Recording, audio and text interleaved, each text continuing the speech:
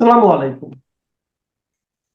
অন্য মঞ্চের আলাপচারিতায় আপনাদের সকলকে আমন্ত্রণ জানাচ্ছি। আমরা নির্বাচন চাই না, মানি না এবং হতে দেব না বলে আমরা ব্যর্থহীন কণ্ঠে কথা প্রকাশ করে দিয়েছি। এই নির্বাচন বাংলার জমিনের ভিতরে হতে পারে না, হতে দেওয়া হবে না। আল্লাহ তুমি নির্বাচন দিও না। আল্লাহ আল্লাহ শীতের দিকে আল্লাহ ডক্টর ইউনূস সাহেবের জীবদ্দশা এই বাংলার জমিনে নির্বাচন দিও না। একটি স্বাভাবিক নির্বাচন অনুষ্ঠান করে স্বাভাবিক পথে ডক্টর ইউনূস যে ক্ষমতা ছাড়তে পারবেন না তা আবারও প্রমাণিত হচ্ছে খোদ রাজধানীর বুকে ইনকিলাব মঞ্চ নেতা ওসমান হাদির গুলিবিদ্ধ হওয়ার ঘটনার মধ্য দিয়ে। কেন নির্বাচন হবে না, কেন ডক্টর ইউনূস গং স্বাভাবিকভাবে ক্ষমতা হস্তান্তর করতে পারবেন না, তার প্রধান কারণ হচ্ছে তারা ক্ষমতায় এসেছে সন্ত্রাসের মাধ্যমে এবং ভয়ঙ্কর মানুষ হত্যার মধ্য দিয়ে। তাদেরকে যেতেও হবে একই পথে, মানুষ তাদেরকে টেনে নামাবে সেই পথে।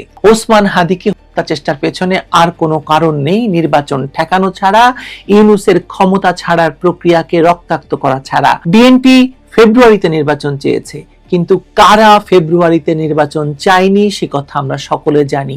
কারা কথায় কথায় নির্বাচনকে পেছাতে বলে তাও আমরা জানি। আর এখন নির্বাচন তফসিল ঘোষণার পর হাদির মতো কাউকে বলির পাঠা বানানো ছাড়া তাদের নির্বাচন পেছানোর আর কোনো পথ খোলা আছে বলে আমার মনে হয় না। এখন এর দায় প্রতিটি পক্ষই একে অন্যের উপর চাপাতে চেষ্টা করছে, কিন্তু ইউনূস পক্ষের সুবিধাভোগীরা হাদিকে হত্যা চেষ্টার দায় ভারত এবং শেখ হাসিনার উপর চাপিয়ে দিতে চায়, যার প্রমাণ আমরা পাই যাত্রার অধিকারী ফারুকীর স্ট্যাটাসে। ফারুকী স্ট্যাটাস দিয়ে সঙ্গে সঙ্গে বলে দিলেন যে ঘটনা ঘটতে না ঘটতেই তিনি জেনে গিয়েছেন যে ভারতে বসে শেখ হাসিনা এটা করিয়েছেন। আর ওদিকে তারই সাঙ্গপাঙ্গরা বলছে মির্জা আব্বাস ঘটিয়েছে, বিএনপি নেতা। কিন্তু আমার তো মনে হয় হাদিকে যারা এতদিন ধরে তুলেছে তারাই হাদিকে করে প্রথম বড় রক্তপাত দিয়ে তাদের চূড়ান্ত লক্ষ্য রাষ্ট্র ক্ষমতা দখলের পথে হাঁটছে।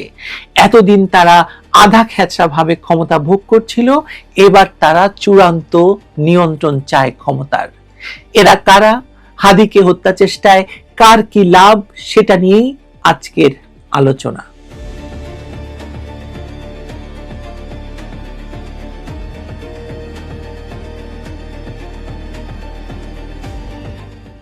হাদির উপর গুলি, তফসিল ঘোষণার টাইমিং, রাজনৈতিক প্রতিক্রিয়ার ধরন, রাষ্ট্রের ভেতরে অস্বস্তি, সব মিলিয়ে এটি নিঃসন্দেহে দেশের ভয়ঙ্কর পরিস্থিতিকে নির্দেশ করে।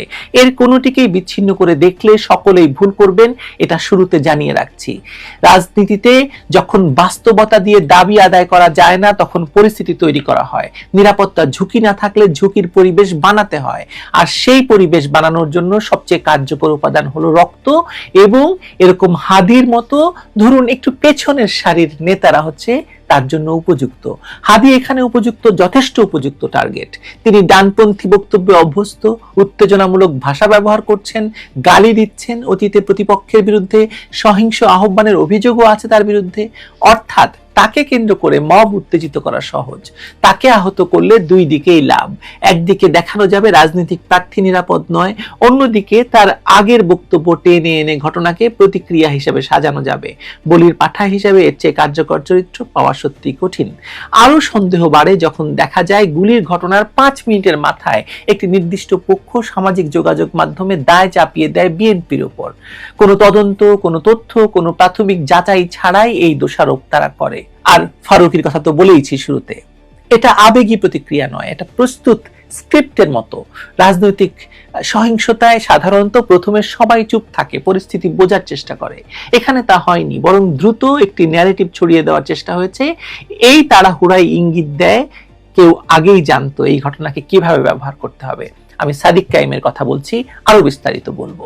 কারণ আলোচনার কেন্দ্রে আর শুধু একটি গুলির ঘটনা নেই, আছে সম্ভাব্য মৃত্যু। হাদি যে কোনো সময় মারা যেতে পারেন। শরীফ ওসমান হাদির শারীরিক অবস্থার যে বিবরণ বিভিন্ন মাধ্যম থেকে জানতে পারছি, তাতে তার ফিরে আসা আদৌ হবে কিনা এ প্রশ্ন বাস্তব। যদি তিনি বেঁচে ফেরেন সেটা নিঃসন্দেহে এক ধরনের মিরাকল হবে। রাজনীতির বাইরে দাঁড়িয়ে একজন মানুষের প্রাণ রক্ষার কামনা আমার প্রথম কথা, কিন্তু রাজনীতি কখনো আবেগে থেমে থাকে না।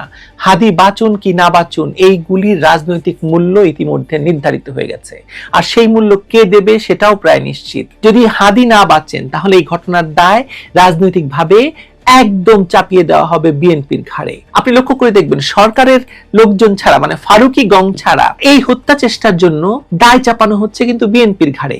আওয়ামী লীগকে কেউ চাপাচ্ছে না, ভারতকে কেউ টানছে না।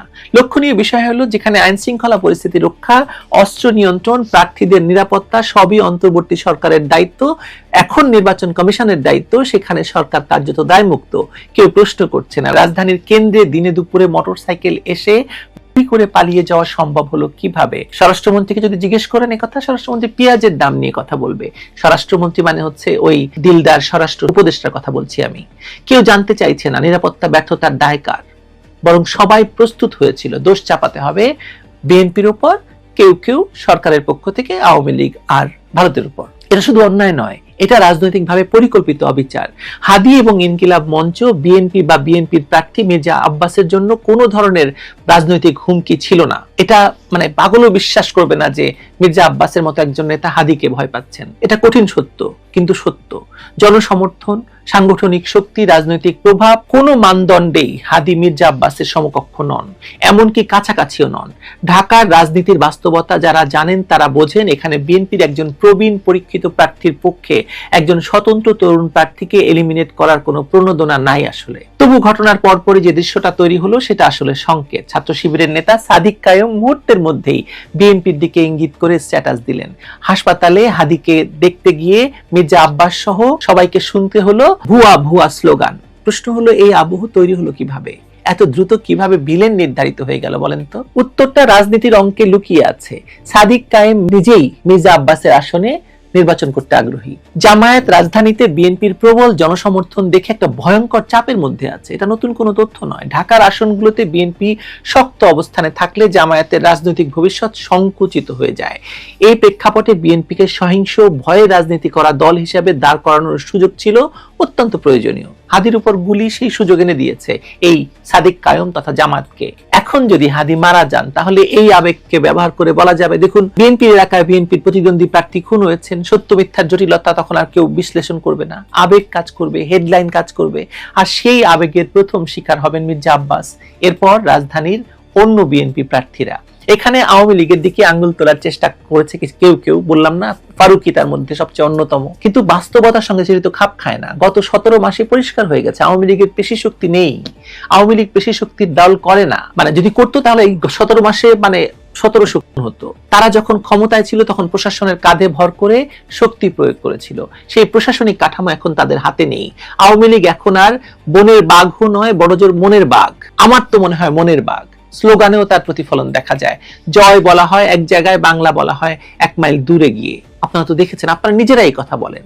সরকারের লোকজন বলে আওয়ামী লীগ নাই, কিন্তু খুন হলে আবার আওয়ামী লীগ আছে। আশ্চর্য না ব্যাপারটা?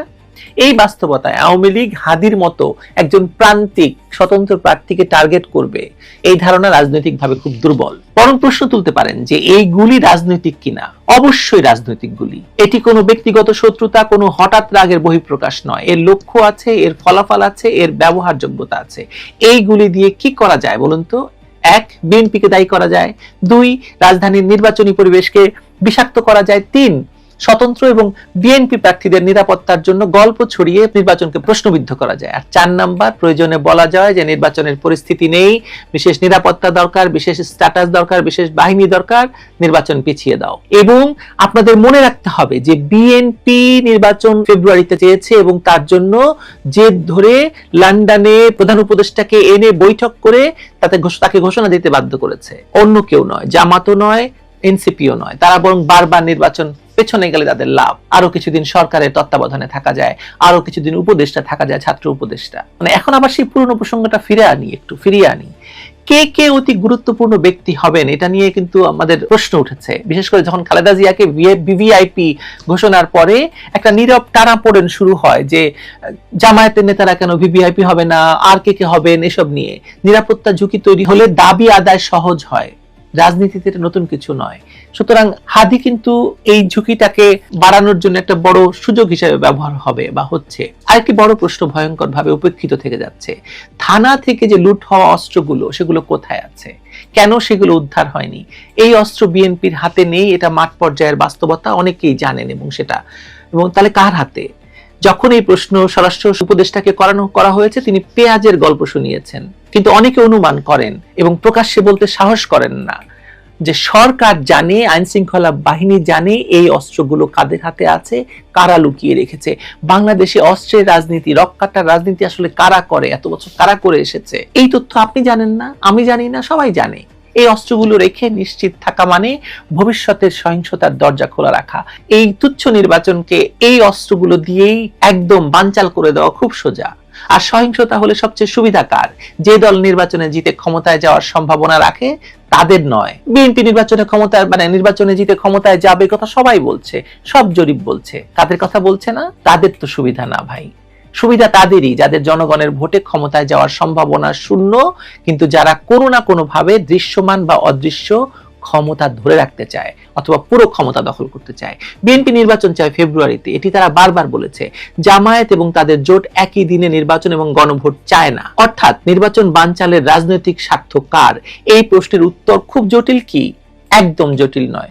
তবু আঙুল যাচ্ছে বিএনপির দিকে। কেন? কারণ বিএনপি সহজ টার্গেট, ক্ষমতায় নেই কিন্তু জনসমর্থন আছে, আঘাত করলে শব্দ হয় কিন্তু পাল্টা আঘাত করার প্রশাসনিক ক্ষমতা নেই। তবে একটি ব্যাপার, এই হাদির হত্যা চেষ্টার ভেতর দিয়ে কিন্তু একটা জিনিস প্রমাণিত হলো যে হাদিকেই সরকার নিরাপত্তা দিতে পারছে না, তারেক রহমানকে কি করে দিবে? তারেক রহমান যদি ফেরত যায়, ভিন্ন প্রসঙ্গ, পরে কথা বলবো এটা নিয়ে। আপোষের রাজনীতি বিএনপির এমন এক জায়গায় এনে দাঁড় করিয়েছে বিএনপিকে, যেখানে তাদের সঙ্গে কোনো সরাসরি সংযোগ নেই, সেখানেও তারা অপরাধী হচ্ছে। এটা করুণ কিন্তু খুব বাস্তব। হাদির গুলিকে তাই শুধু একটি বুলেট হিসেবে দেখা মানে ভয়ঙ্কর ভুল হবে। এটি একটি পরিকল্পনার অংশ, একটি মহড়ার ধাপ। দেখা হচ্ছে কতদূর গেলে কি হয়, কাকে দায়ী করা যায়, কে চুপ থাকে, কে আওয়াজ তোলে, কোন পক্ষ কেমন রিয়াকশন করে। এটা একটা মাঠে পরীক্ষা করার একটা বেশ ভালো ঘটনা ঘটিয়ে ফেললো যারাই ঘটিয়েছে।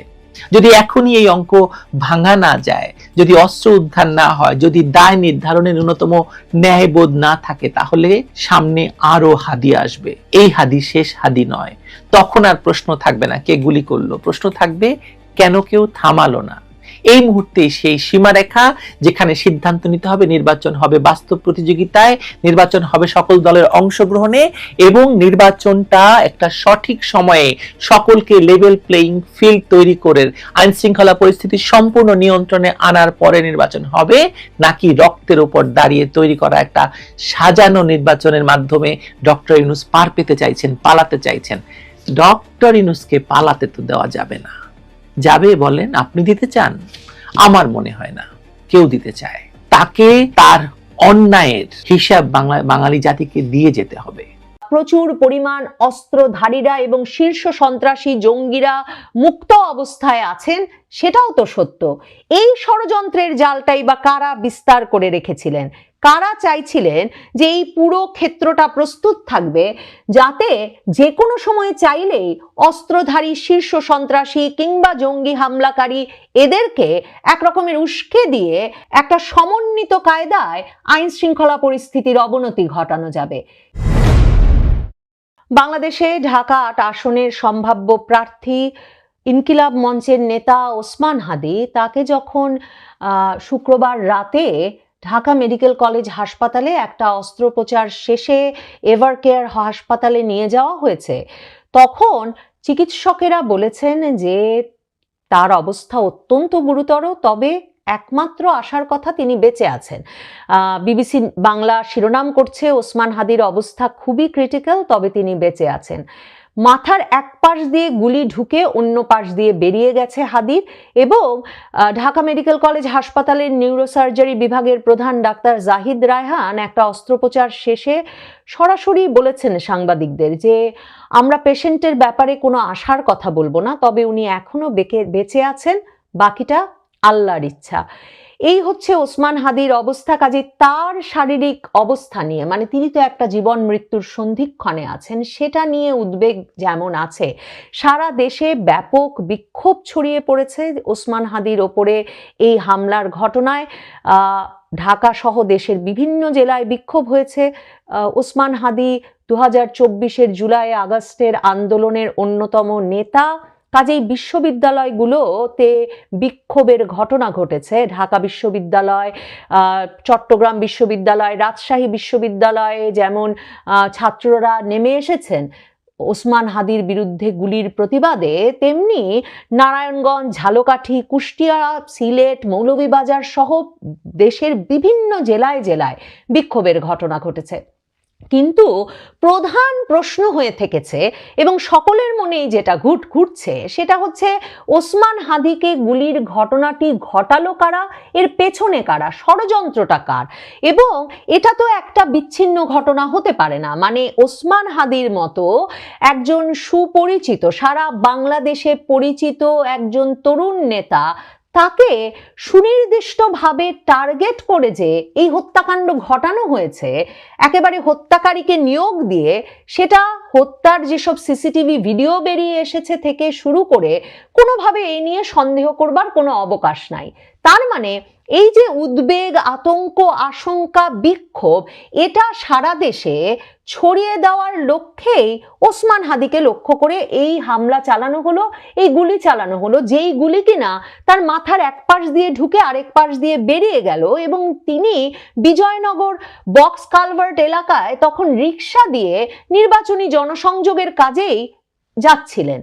তাহলে এই যে ওসমান হাদির ওপরে এই হামলা, সেটা কি একটা বিচ্ছিন্ন ঘটনা তো নয় বটেই, কিন্তু এরপরে কে হামলার শিকার হবেন এবং এই ঘটনাটি যারা ঘটিয়েছে তাদের এর পরবর্তী পরিকল্পনা কি? তারা তো নিশ্চয়ই নির্বাচনের তফসিল ঘোষণার 24 ঘন্টার কম সময়ের মধ্যে যখন এমন একটা ঘটনা ঘটিয়েছেন, একটা সুনির্দিষ্ট বার্তা তো তারা নিশ্চয়ই দিতে চান।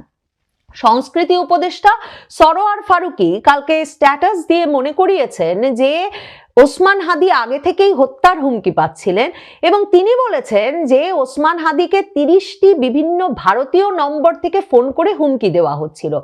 17 নভেম্বর শেখ হাসিনার বিচারের রায়ের আগে ওসমান হাদি ফেসবুকে স্ট্যাটাস দিয়েই বলেছিলেন যে তিনি প্রায় 30টি বিভিন্ন দেশের নাম্বার থেকে টেক্সট এবং কল পাচ্ছেন এবং যেগুলোতে তাকে হুমকি দেওয়া হচ্ছে এবং সেগুলোর সামারি হচ্ছে যে তাকে সর্বক্ষণ নজরদারিতে রাখা হচ্ছে, তারা আমার বাড়িতে আগুন দেবে, আমার মা, বোন ও স্ত্রীকে ধর্ষণ করবে এবং আমাকে হত্যা করবে। এবং তিনি বলেছিলেন যে এক আবরারকে হত্যার মধ্য দিয়ে হাজারো আবরার জন্মেছে এ দেশে, এক হাদিকে হত্যা করা হলে তাওহীদের এই জমিনে আল্লাহ লক্ষ হাদি তৈরি করে দেবেন। নাহিদ ইসলাম জাতীয় নাগরিক পার্টির নেতা, তিনি যখন ঢাকা মেডিকেল কলেজ হাসপাতালে শুক্রবারে দেখতে গিয়েছিলেন ওসমান হাদিকে, তিনিও বেরিয়ে এসে বলেছেন যে ওসমান হাদিকে এই হামলার ঘটনা একটা বড় ষড়যন্ত্রের অংশ এবং তিনি বলেছেন যে কথিত আওয়ামী লীগ একটা সিকিউরিটি থ্রেট বাংলাদেশ ও জনগণের জন্য। আমরা দেখেছি হাদির অবস্থা অত্যন্ত সংকটাপন্ন, আশঙ্কা করছি এ ঘটনার পেছনে বড় কোনো ষড়যন্ত্র আছে। এটা কোনো বিচ্ছিন্ন ঘটনা হিসেবে আমাদের মনে হচ্ছে না, এটা পুরো বাংলাদেশকে অস্থিতিশীল করার অপচেষ্টা। কিন্তু প্রশ্ন ওঠে যে আওয়ামী লীগ যদি সত্যি এরকম টার্গেট কিলিং করবার, মানে এত বড় একজন হাই প্রোফাইল নেতার টার্গেট কিলিং করবার এই পরিকল্পনা নিয়ে এগিয়ে সফল হতে পারে এবং তারা যদি এই পরিকল্পনা বাস্তবায়নের মতো একটা অবস্থায় থাকে, তাহলে এতদিন 15 মাস ধরে সেরকম কোনো ঘটনা ঘটলো না কেন? মানে ওসমান হাদিরা বা জাতীয় নাগরিক পার্টির নেতৃবৃন্দ তারা তো খুব সাধারণের মধ্যে চলে ফিরে বেরিয়েছেন। তাহলে এ ধরনের ঘটনা কেন ঘটলো না বা কেন ঘটাতে পারলো না আওয়ামী লীগ, মানে এর আগে সে প্রশ্ন তুলতে হয়। কাজেই ষড়যন্ত্রটা আওয়ামী লীগেরই করা এবং আওয়ামী লীগ হঠাৎ করেই এত শক্তিশালী হয়ে উঠেছে যে তারা ওসমান হাদি সহ দেশকে অস্থিতিশীল করার অপচেষ্টায় একটা বড় ষড়যন্ত্র বাস্তবায়ন করে ফেলবে, সেটা শুনতে মানে খুব মানে একরকমের একটা চটকদার হলেও বা বিশ্বাসযোগ্য হয়ে গেলেও এক দলের জন্য যারা সবকিছুতেই ফ্যাসিস্টের দোষ দেখেন, কিন্তু সেটাকে বিশ্বাসযোগ্য করা বা তাতে নিশ্চিন্ত হওয়া কিন্তু কঠিন। ওসমান হাদির ওপর এই হামলার ঘটনাটি কারা ঘটিয়েছে, সুনির্দিষ্টভাবে কোন ব্যক্তিরা, তা ধরতে মোটরসাইকেলে করে কোন দুইজন আরোহী এসে এত কাছ থেকে হাদিকে গুলি করে গেলেন, সেজন্য সিসিটিভি ফুটেজ সহ নানা রকম আলামত সংগ্রহের কাজ ব্যাপকভাবে চলছে। পুলিশ সাঁড়াশি অভিযান চালাচ্ছে এবং এরই মধ্যে জানা গেছে যে মোটরসাইকেলে করে আসা যে দুইজন, তারা সম্প্রতি ওসমান হাদির প্রচারণার টিমেও যোগ দিয়েছিল এবং ইনকিলাব মঞ্চের সদস্য মোহাম্মদ ওসামা জানিয়েছেন যে মোটরসাইকেল করে আসা দুজনের মধ্য থেকে একজন ওসমান হাদির ওপর গুলি চালায়। এই দুইজনই প্রায় 2 সপ্তাহ আগে ওসমান হাদির প্রচারণার টিমে যোগ দিয়েছিল। মাঝখানে কিছুদিন তাদের দেখা যায়নি, কয়েকদিন আগে তারা আবার এসে প্রচারণার কাজে যোগ দেয়।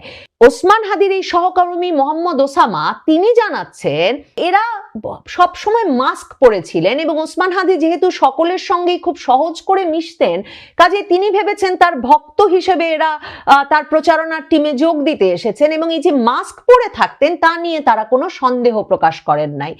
মানে এই যে দলের ভেতরে মিশে গিয়ে আরেকটি দলের ওপর আক্রমণ করা এবং দলের ভেতরে মিশে থেকে ওসমান হাদি এবং তার সমর্থকদের সঙ্গে দলীয় প্রচারণা চালিয়ে যাওয়া একটা সময় ধরে এবং তারপর সেই ব্যক্তিদেরই মোটরসাইকেলে করে এসে ওসমান হাদির ওপর গুলি চালানো, সেটা একটা তো রাজনৈতিক কৌশলের ইঙ্গিত দেয়।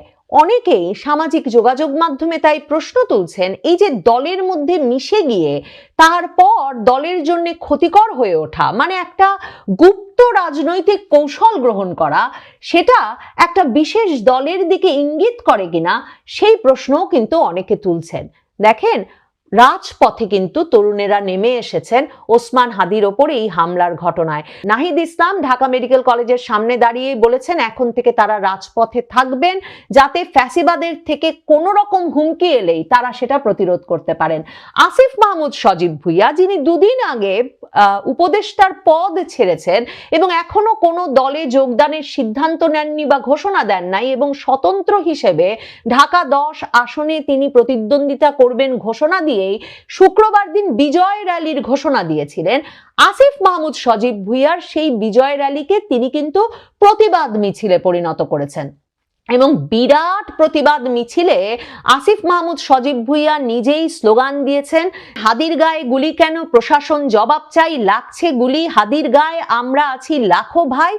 মানে ওই বিরাট প্রতিবাদ মিছিল যে হাদির এই গুলিবিদ্ধ হওয়ার ঘটনার পর আসিফ মাহমুদ করতে পারলেন তার আসনে, ঢাকা 10 আসনে প্রথম দিন নির্বাচনী প্রচারে নেমেই, তাতে আবারও তিনি কিন্তু রাজপথে প্রতিষ্ঠিত হয়েছেন এবং 2024-এর জুলাই আগস্টের যে নেতা, একেবারে সম্মুখ সারির নেতা আসিফ মাহমুদ সজীব ভুইয়া, যিনি 15 মাস ধরে সরকারে থেকে ব্যাপক পরিমাণ সমালোচনার শিকার হয়েছিলেন এবং বড় বড় সব অভিযোগ আছে তার সম্পর্কে, সেই ব্যক্তি ওসমান হাদির ওপরে এই হামলার ঘটনার পর রাজপথে যেদিন এলেন সেদিনই বিরাট মিছিলের আয়োজন করলেন, কারণ তার মিছিলটি পরিণত হয়েছিল হাদির ওপর হামলার এক প্রতিবাদ মিছিলে। এই রাজপথের চেহারাটাতে একটা বড় পরিবর্তন আসবে হাদির ওপরে হামলার ঘটনার পর, সেটার ইঙ্গিত কিন্তু এই হামলার ঘটনার কয়েক ঘন্টার মধ্যেই সারা দেশে পরিষ্কার হয়েছে, যখন দেশ জুড়ে তরুণেরা রাজপথে নেমে এসেছেন বিক্ষোভ করতে এবং হাদির ওপর হামলার ঘটনার প্রতিবাদ করতে। তার মানে জাতীয় নাগরিক পার্টির জন্যেও কিন্তু এই হামলার ঘটনাটি আবারও তাদেরকে বিক্ষোভে বলিয়ান হয়ে রাজপথে নামতে একরকমের সহযোগিতা করবে। বিএনপির মির্জা আব্বাস ঢাকা মেডিকেল কলেজ হাসপাতালে ওসমান হাদিকে দেখতে গেলে ওসমান হাদির সমর্থকেরা ভুয়া ভুয়া বলে তার দিকে তেড়ে যান। এরপরে তিনি একরকমের সেনাবাহিনীর নিরাপত্তায় ঢাকা মেডিকেল কলেজ হাসপাতালে ঢোকেন এবং তারপর গাড়িতে ঢুকে ফেরত আসেন। সাদিক কায়েম, যিনি কিনা ঢাকা 8 আসনে সম্ভাব্য প্রার্থী জামায়াতের, মানে জামায়াত যাকে প্রার্থী ঘোষণা করেছিল ডক্টর হেলাল উদ্দিন, তাকে সরিয়ে নিয়ে সম্ভবত এখন সাদিক কায়েমকে প্রার্থী করবে। গত 1 সপ্তাহ ধরে এই জোর গুঞ্জন আছে। সেই সাদিক কায়েম সরাসরি বিএনপির দিকে আঙুল তুলেছেন ওসমান হাদির গুলিবিদ্ধ হওয়ার ঘটনায়। তিনি প্রতিক্রিয়া হিসেবে ফেসবুক পোস্টে লিখেছেন, হাদি গুলিবিদ্ধ হয়েছে এবং জনগণকে প্রস্তুত থাকার আহ্বান জানিয়েছেন, যাতে তিনি চাঁদাবাজ এবং গ্যাংস্টারদের বিরুদ্ধে ঢাকা শহরে নতুন অভ্যুত্থানের নেতৃত্ব দিতে পারেন। তার মানে সাদিক কায়েম কিন্তু দোষী করছেন সেই দলকে, যে দলকে জামায়াতে ইসলামী চাঁদাবাজ হিসেবে অভিহিত করে। তার মানে যাদের ওপরে হাদির সমর্থকেরাও বিক্ষুব্ধ, যে কারণে ঢাকা মেডিকেল কলেজ হাসপাতালে মির্জা আব্বাসকে দেখে তারা ভুয়া ভুয়া স্লোগান দিয়ে তেড়ে গিয়েছিল, সেই বিএনপির দিকেও তার মানে একটি পক্ষ কিন্তু আঙুল তুলছে। এই যখন অবস্থা, তখন ষড়যন্ত্রটা কার সেটা জানাটা সবচেয়ে গুরুত্বপূর্ণ হয়ে উঠেছে।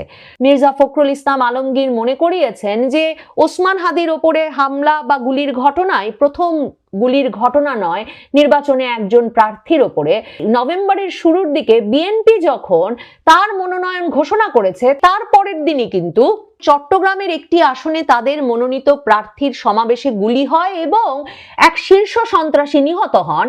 আর তাদের প্রার্থীও, বিএনপির প্রার্থীও গুলিবিদ্ধ হয়েছিলেন, যদিও সেই শীর্ষ সন্ত্রাসী সরোয়ারের সঙ্গে বিএনপির সেই প্রার্থীর একটা ঘনিষ্ঠ সম্পর্কের কথা তারপর পত্রপত্রিকায় বেরিয়ে আসে। কাজেই হাদির ঘটনা আর বিএনপির ঘটনা আলাদা, কিন্তু অস্ত্র আছে, গুলি আছে, প্রচুর পরিমাণ অস্ত্রধারীরা এবং শীর্ষ সন্ত্রাসী জঙ্গিরা মুক্ত অবস্থায় আছেন, সেটাও তো সত্য। এই ষড়যন্ত্রের জালটাই বা কারা বিস্তার করে রেখেছিলেন?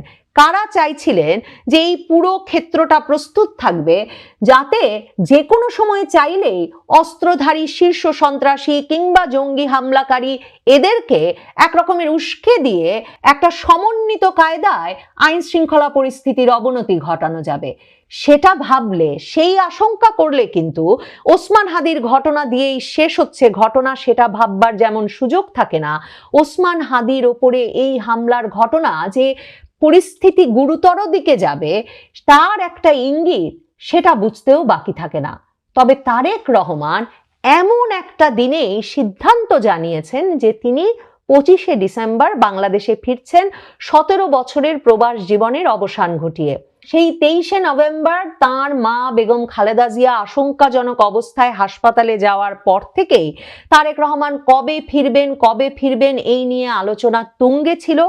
ওসমান হাদি যেদিন গুলিবিদ্ধ হয়েছেন, যেদিন বাংলাদেশের পরিস্থিতিটা নির্বাচন আয়োজনের উপযোগী কিনা এ নিয়ে নানা তরফে প্রশ্ন উঠছে, সেদিন তারেক রহমান জানিয়েছেন তিনি 25শে ডিসেম্বর ফিরবেন, কারণ 29শে ডিসেম্বর তফসিল অনুযায়ী মনোনয়ন জমাদানের শেষ দিন।